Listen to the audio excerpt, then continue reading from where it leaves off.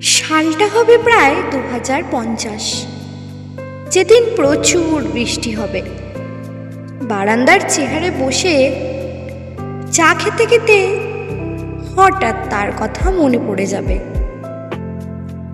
যৌবনকালে একটা বড় আফসোস ছিল, তাকে না পাওয়ার আফসোস।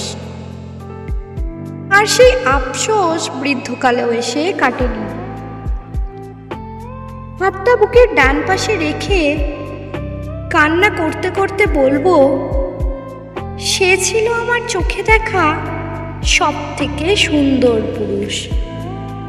সেই 2023 সালের জেনারেশনের আমার চোখে দেখা শ্রেষ্ঠতম পুরুষ, যাকে আমি নিজের থেকেও বেশি ভালোবেসেছিলাম,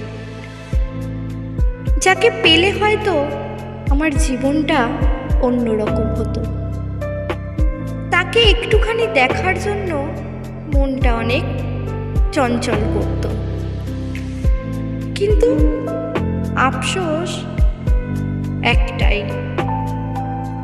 আমার ভাগ্যে তো সে ছিল না।